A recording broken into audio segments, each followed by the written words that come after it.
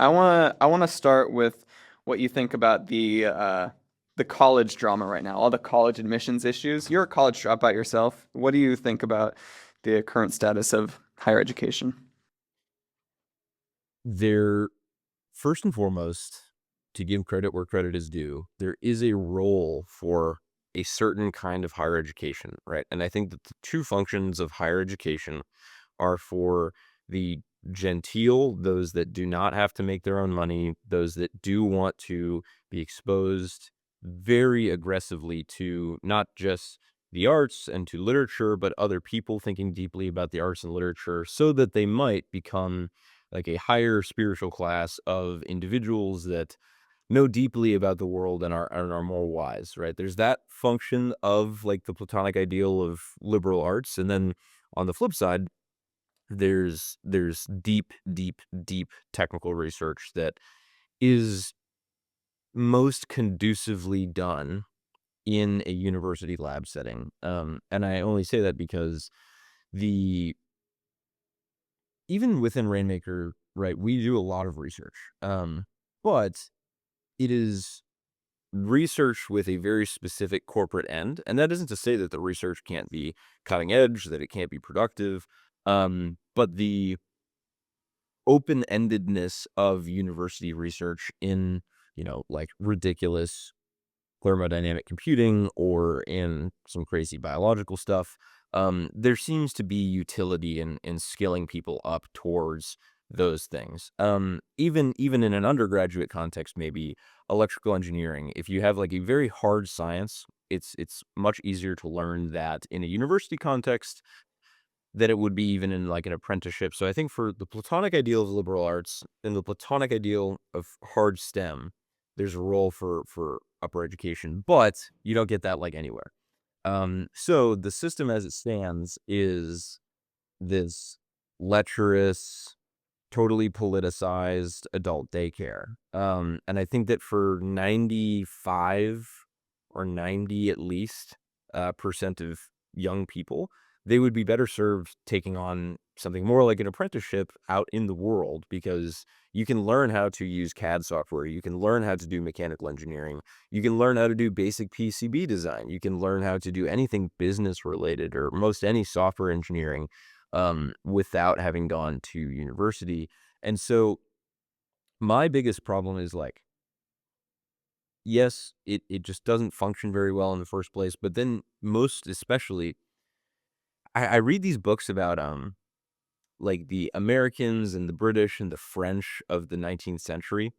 And there were dudes that were my age, that were 24, that by the time they were 24, had been on an expedition to the center of the Congo, and they had 3 kids, and they managed the family estate, and they were on, like, their 2nd business interest and happened to have a side import-export gig that they did with some of their friends, and what college has done is it is made, us juvenile for at least 4 more years, then maybe indefinitely. Somebody made the point on Twitter about a week ago that millennials were the first generation raised not to be future adults, but to be future college students. Um, that is ridiculous, and I think that we should just be, like, adults. You should be self-serving. I don't know how old you are, but, like, you traveling across the world relatively young to, like, go have a crack at it, that's what adventurers do, that's what pioneers, that's what people that build great civilizations do. Yeah, I'm 20. I was so basically I was in college and I kind of wanted to get out, so I just like I mean, I got in contact with the right people and it kind of all got put together in a very strange way, but this seems like a way better story than staying in college for I still had like 4 more years left and this is so far I've only been here not that long and it's been way more exciting than Yeah, what that was. I'm sure. I mean, you because also another thing that people don't talk about is, like, even at the elite universities, um, like, yes, there's a lot of smart people, and Jordan Peterson talked about this, like, a decade ago. You don't actually go to a university now, an elite university, to l read all the books because you can go to any library and read all the books. You go to get a higher concentration of human capital to surround yourself with, to upskill yourself and have a good network. Um But, like, a lot of the people at these universities are still goons, even, like, the high-end ones, and so if you can get an even higher concentration of human capital and talent, like, great, better choice. On the upskilling point, I'm actively in like a boot camp, an accelerator of sorts here. What do you think? Do you think that you're a Thiel fellow? Can you talk a little about that experience? And do you think fellowships, accelerators, stuff like that are um a a replace? I would say now that most people think they're a viable alternative, right? But do you think there's more market for those types of programs, YC, Teal Fellowship, stuff like Mhm. that? So so not only am I a Thiel fellow, I'm a Z fellow too, if you know Corey Levy. Yeah, yeah. Corey Levy, yeah. I was talking to him the other day, yeah. Yeah, and so what I'll say is when I was first interested in getting into tech, um, and did not know anything, right? When I was an apps I mean, like, I'm still a moron, but when I was really a moron, I went through the Z Fellows Accelerator. Life-changing experience, just with respect to exposure, knowing how the system works, being forced to work very hard just for the span of, like, that week. Um, then in the case of the Teal Fellowship, it's more of a network and a platform, and an opportunity to talk about how the world should work. It's much more open-ended than a lot of accelerators, so I think that that one is different. But, there certainly is a market and a place for accelerators. Um, the only problem that with it though is, like, do you know the company Send Cut Send? So it's a you can contract them to make parts, right? If you need a metal part cut or bent or something like that, you can just send them a CAD file, they'll produce it for you.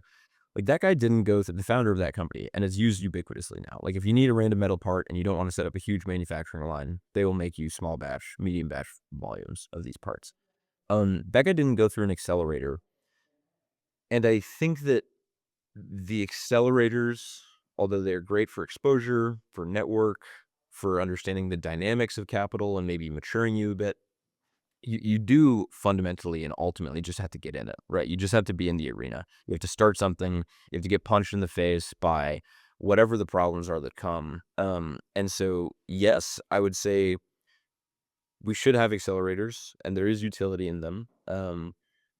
They will never be a sufficiently great set of training wheels to get you ready for how intense it will actually be to start a company, though, if you give it your all. Yeah. Who do you think the type of people are who should be founders? A lot of advice I've heard out here is, I mean, especially out here, a lot of the guys, a lot of the people here say, maybe 0.5% of all people should actually be a tech founder, and you're much more likely to succeed economically, say being a top 10 employee at a startup or something like that. So who do you think are the people that do you think people should found things? Or, I mean, what kind of mindset do you have going into founding something, I guess? Yeah. Um, it's a good question. I think that if we were to try to quantify it, if I were to try to quantify it, it would just be conjecture, right? Whether it's 10% or 1% or 0.0001%, I'm not sure. But what I can say is, like, there's YC videos on YouTube about, like, so you want to start a company, like, how do you come up with an idea? Um, that doesn't make any sense, right? Like, if you are someone that wants to start a company but doesn't know what you should work on, I I don't know if you'll have the drive to actually see something transcendent through. And then their answer to that is like, well, maybe you don't have some transcendent vision, but like people get really motivated by lots of money. So if you start to make money, then that's satisfying enough. And I think that that's true. I would generally advise people against starting a company until they like have really deep conviction, though. I started Rainmaker because I'd already been working in water for a long time, and the problem of water scarcity and all these farmers that I was talking to, they gave me a deep internalized belief in the necessity of producing more water. So for one, I'll say certainly don't start a company and then pivot around a dozen times when you don't have a clear vision for what the future should look like. Um, then, and this is like super self-indulgent, right? But if you don't love pain, like it's just not going to happen. And you can't just like have a high pain tolerance. Like I think that you have to love the sensation of failure and difficulty and strain. Like, do you work out? Yeah, right. So the pain of extreme soreness from having hit leg super hard, or like the strain when you're about to get crushed by the bar doing bench, like those are the sensations that I think day to day operations at a company approximate in a mental capacity. So one, don't start a company until you have really high conviction about a particular problem. Don't like start a company in search of a problem. Don't try to find a problem. Like go work on something until something becomes apparent to you. Then like fall in love with pain. Um, and other than that, though, I think the last thing that I'll say is, and David Senra from the Founders Podcast talked about this recently. Like there is not a formula. Every founder is such an eclectic, strange, highly preferential person that like you do kind of have to carve your own path. And so I don't think most founders look like me. I don't think most founders look like uh any of like those top pantheon of guys that you can think of.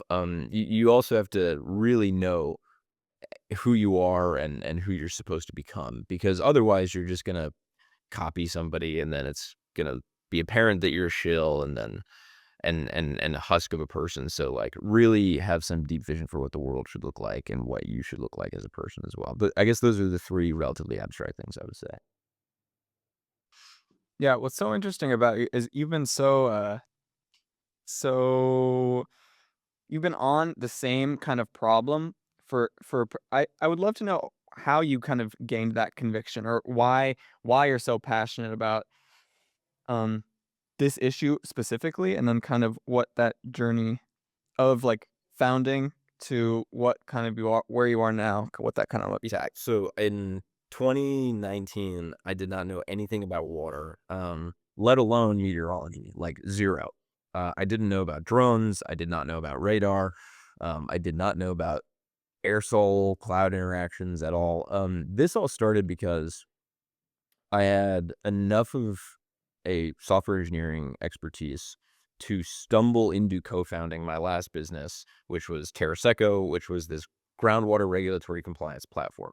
So if you're a farmer, or if you're an HOA, or if you're a factory, and the state has imposed a regulatory regime on you to manage the public good, the public common good that is groundwater, then we would just handle all your reporting for you. So IoT flow meter backend software. And at first, I did that not because I was passionate about water, and as a co-founder, right, like, it was really the other guy, the former water well driller, that led the charge on that company.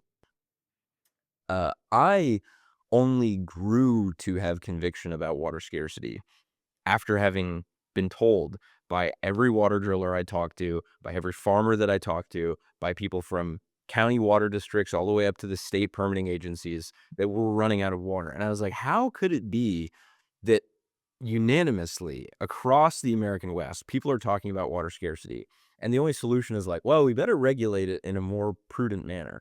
Um, and like, I'm not even, an anarcho-capitalist. I favor regulation sometimes, but like as time went on, as I worked on that company, I realized like, okay, first of all, there's a lot of places where we're going to run out of water, and we're going to have urban and agricultural and ecosystem collapse because of that. And that's just insane that nobody's talking about it in a serious way.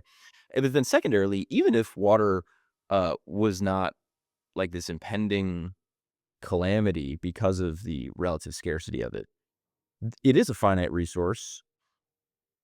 Why aren't we thinking about how to produce more, right? Like in all things, ought we not consider how to make the future as abundant and lush and pro growth and pro human as possible?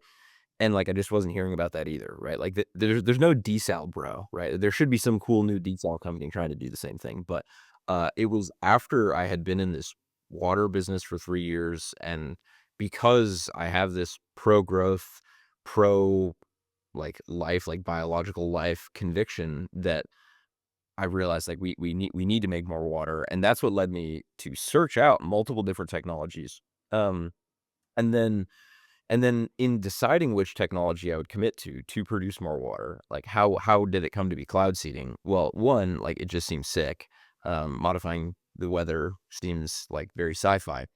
But then secondarily, I was really choosing between atmospheric water condensation, which is like an air conditioning loop in the middle of a desert that water condenses onto.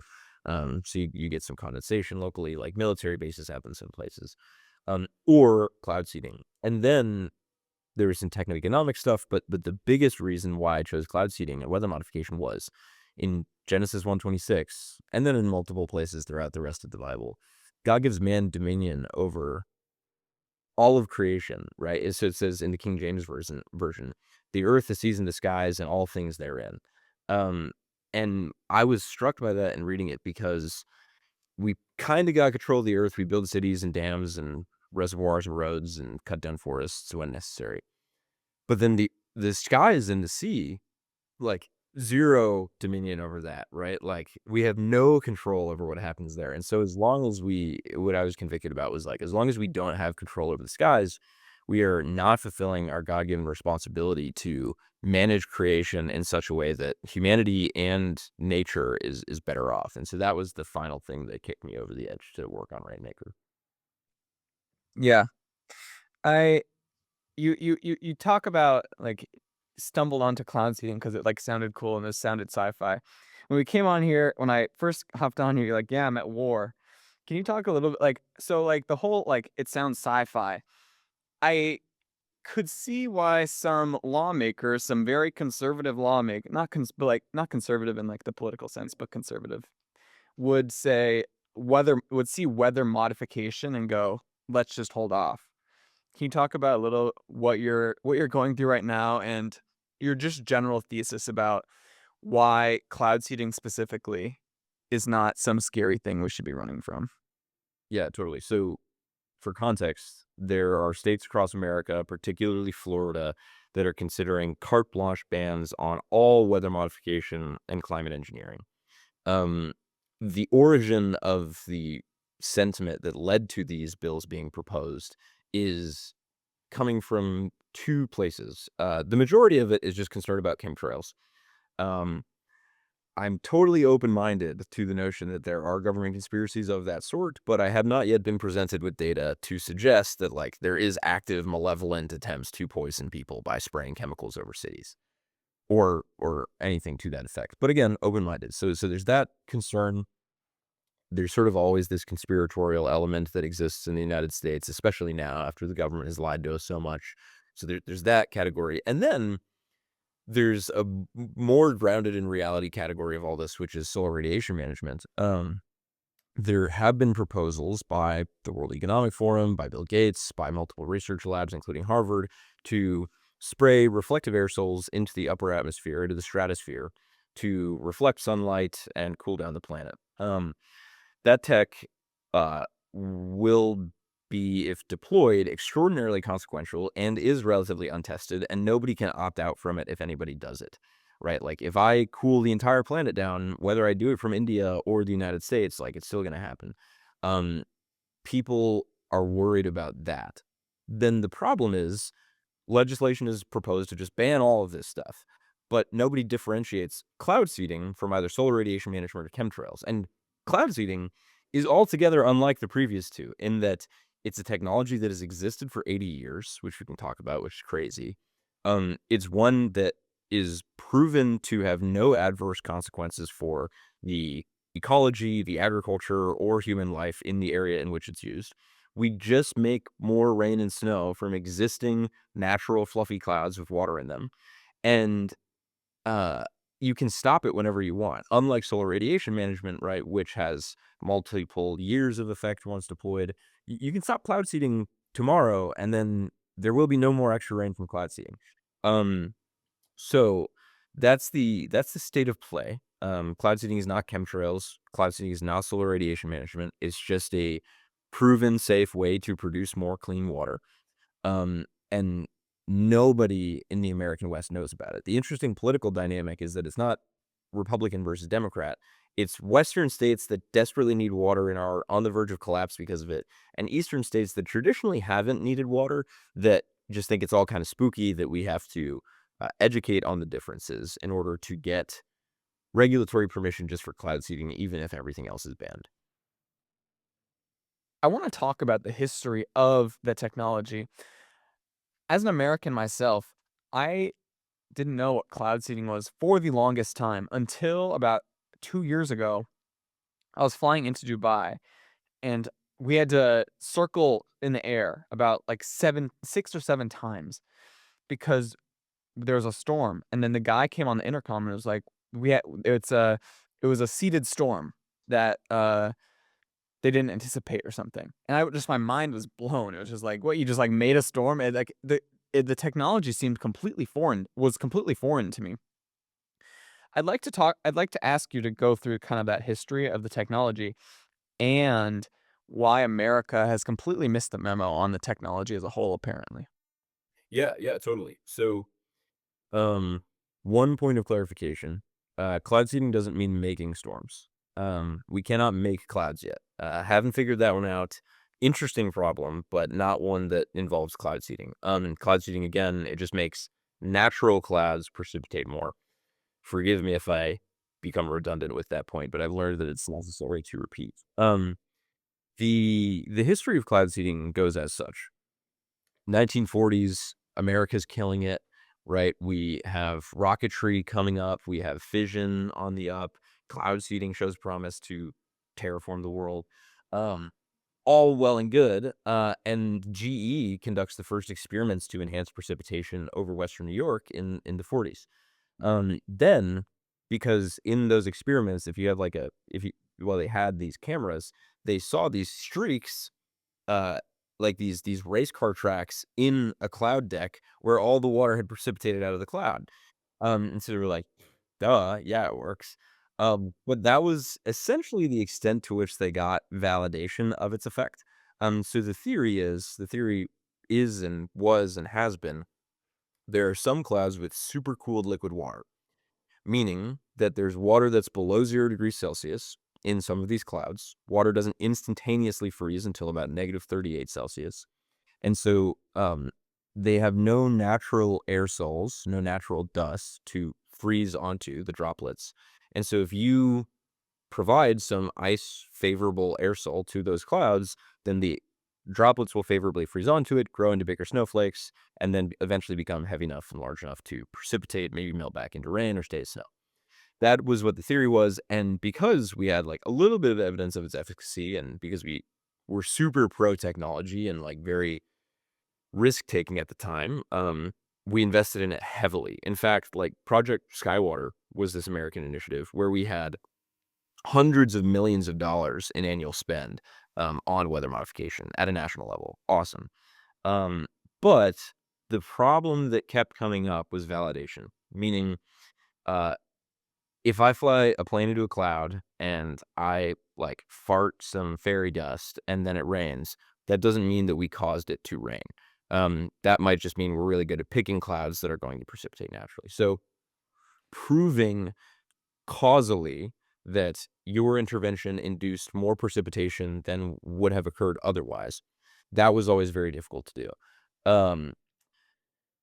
And then because it was impossible to prove on a case by case basis how much precipitation was occurring, we cut funding to most of these programs. Fair enough, we weren't sure how well it was working. We should have kept researching it, but operationally, fair makes sense. What all changed was in 2017, the Snowy project happened. So the National Center for Atmospheric Research, a bunch of American labs, they realized if you have the right radar, then when you're flying, you should see an increase in precipitation just in your flight track, and you should be able to see that increase in precipitation on radar. Um, Not only did they hypothesize that, they proved that across multiple flights, and they were able to measure tens of millions of gallons of water produced in each flight.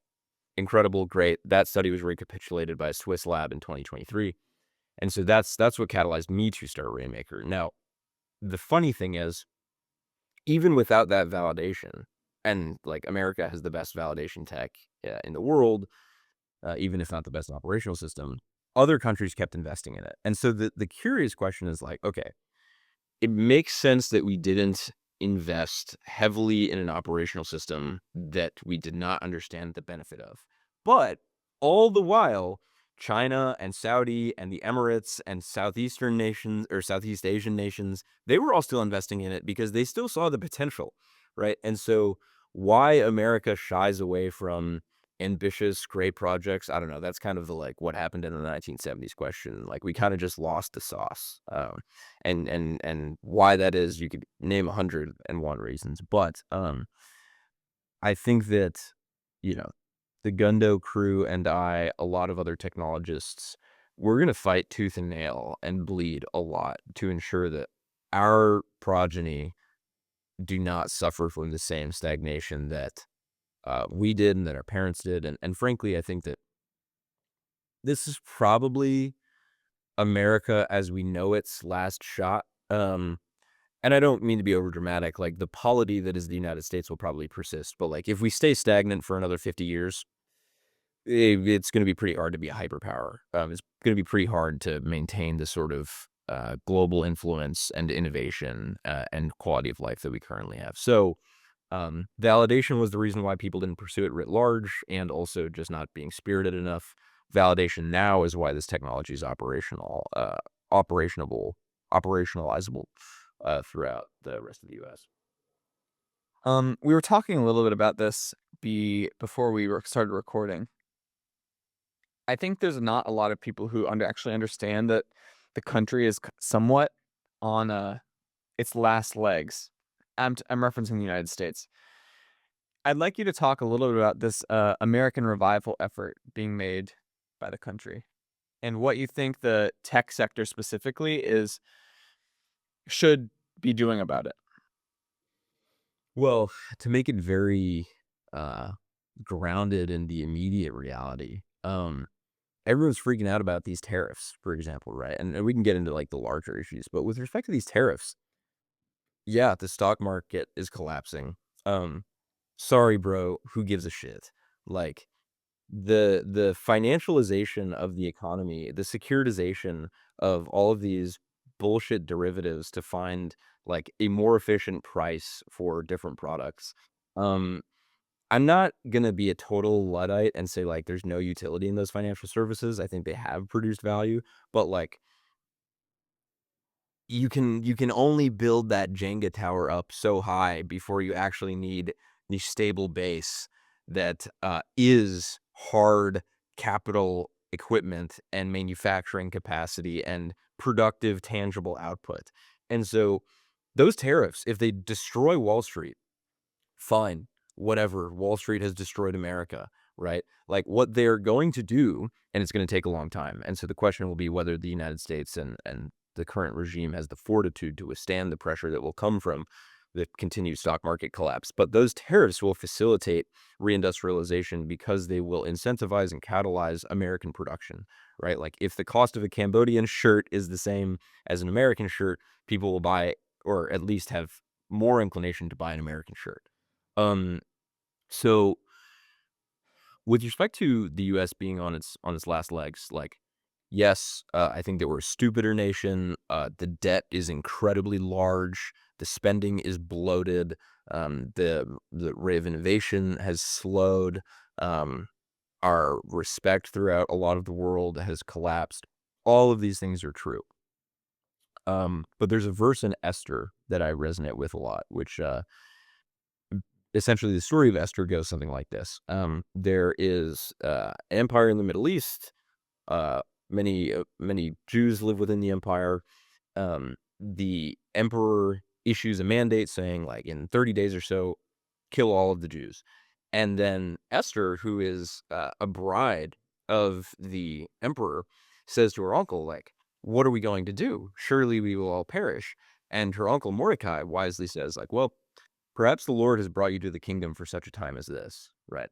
Um, it is in the genes of Western civilization and Christendom and our people to and humanity writ large, to be frank, to be pushed up against the wall, against the brink of disaster, and then recover and build back better. And so I think that if you concede and you just say like, yeah, I'm black pilled, all of these things are awful, then you do a disgrace to your ancestors that came before you that went through so much worse than we, right? Like America has been through the Dust Bowl, it's been through the Great Depression, it's been through multiple world wars, it's been through a civil war that by proportion killed more than any of the global wars that we were involved in.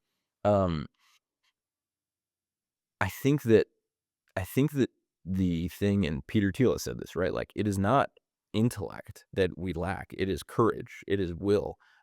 If only we had smart people not working on Wall Street, not working on the paper belt, pushing more regulations and fake degrees. But if we had people that were actually trying to produce technologies that would make today look more like the future, then we'd be square. Now, that is very philosophical. The pragmatic implementation of that, much more difficult and painful. Tariffs are an example of this, but also like you, me, other people just deciding to build something great, to work for a great company, to found a great company, to make technology, to take political action as necessary. Um, those are the practical steps that we just have to commit to in order to see America through. On that point, not to keep going back to the education system and higher education, but do you think that issue, like people going into finance, going into consulting, do you think that is an issue of is a result of the education system, or do you think it's something else? Because in my experience, at least, most of my so like I just got out of high school, and like all my friends are in college right now, and I would say most of them are not most, but a good chunk of them are the people that are actually looking for financial opportunity are looking for jobs in finance or jobs in consulting. So do you think that problem, people not going into innovative technology, is a result of the education system? Um, so just for context as well, where in the US did you grow up, like regionally? Minnesota. Minnesota. That is a damn shame if the Midwestern boys Whew, well, wow. 'cause I'm from Connecticut, and in Connecticut, it makes sense, right? Like, we've got the Ivies north and south of us, but that breaks my heart, to hear that your friends from Minnesota are doing the same. Well, is it the university system, that is to blame? In part, yes. I think you could say just off the cuff, it's the university system, it's the configuration of the economy and our trade policy, and then probably, like, this deeper, um, cultural, spiritual issue. So in that order, the university system has set up, a very clear status hierarchy, and fact of the matter is, like, you're not gonna get all, pioneers that buck the system, that don't care for what the status hierarchy and metrics are, but, like, most people are going to be subject to that, and if the credentialed status symbols are an elite degree, maybe a graduate degree, working for a great firm, having a high salary, having a big house, getting to wear like a fancy watch. If it's all of this material paper belt BS, then like, yeah, you're gonna get people that trend towards producing more and then validating others who produce more immaterial BS. That is one problem. So I do hold universities accountable there. Like Berkeley had, I don't know, a dozen, if not 2 dozen, uh, undergraduate consulting clubs, and it's like, what the heck are you doing spending your undergraduate time at a consulting club of that sort? Um, then, with respect to economic policy, um, free trade does not favor the United States. Simple as. Free trade means that other countries that have competitive advantages in manufacturing particular materials or products, be they textiles or chips, they will then export into our country, right? They will have a comparative advantage. I totally understand that. Um, but like you cannot, in the same way that not everybody can learn to code, not everybody can learn to be a service worker. Not everybody should go work at Domino's or on Wall Street. And that's essentially like the divergence of the American economy into like servant class and served class. There's a sociological component to economic policy that nobody's considered, which is like, well, actually, we need manufacturing jobs because some people are made to do manufacturing jobs and engineering jobs. And so, yes, I think for the sake of like a productive industrial base, which gives you hard power and leverage in like isolation or in global markets, you need to protect American manufacturing, but also just because like you need to protect the class of people that will do those jobs because some people are made to do those jobs. And what you see when people don't have access to that is like deaths of despair because of opium overdoses or oxycodone destroying like northeastern towns all over the place because like what are you going to do? You're going to work at Domino's your whole life? Not a very inspired vision. But if you get to be part of like manufacturing submarines at Electric Boat, which is also another like old American company, great. So the the last point is just like you need transcendent vision. I don't think that that can be purely ideologically instilled. Like I think that you need religiosity and earnest religiosity in order to compel people to try to help others rather than just themselves. Um, and we obviously don't have that in the United States, most any of the West, and I think that like religious revival is probably also a precondition to people doing more meaningful things. Mm. The last thing I want to ask you is, where do you think in 10 years, what do you think where do you think Rainmaker will be, and what will they be doing? Yeah. So I think that when people ask about like 1 to 2 years, that's like a very practical plan. When you ask about 10, that's more of a visionary thing, and maybe it'll be like 7, maybe it'll be 20. But I think that in 10 years, I'll say in 2 years' time. In 2 years' time, we will become the biggest water provider and utility in the American West, perhaps also the Middle East and the Andes in Latin America. Our cloud seeding system will be essentially fully autonomous with drones in boxes that are deployed whenever our sensor packages detect there are the appropriate meteorological conditions, and will make more water in regions that have no ability to produce water otherwise than anybody else can. In addition to that, because of our distributed array of sensors, I think that we'll collect more meteorological data than any national government by the end of 2027. That's what I think can happen in the next 2 years. In the next 10 years, we will become the terraforming company. There are going to be regions that are not just supplied by Rainmaker to meet base demand, but we are going to start to take land that is currently not arable, that is not productive, that has no biological life or has de minimis biological life, and turn that rich and green and abundant so that humanity and also creation can flourish symbiotically in an unprecedented manner. That means turning deserts green. That means like with cloud seeding and an array of other technologies, beginning my life's work, which will be to green the Great American Desert, to turn everything between Texas and Southern California into something approximating the Great Plains, if not an even more dense forested landscape. That is the ultimate plan. Uh, it is to make lived space. It's to make new frontier, really. It's to make frontier on Earth. It's to make land viable that once was not.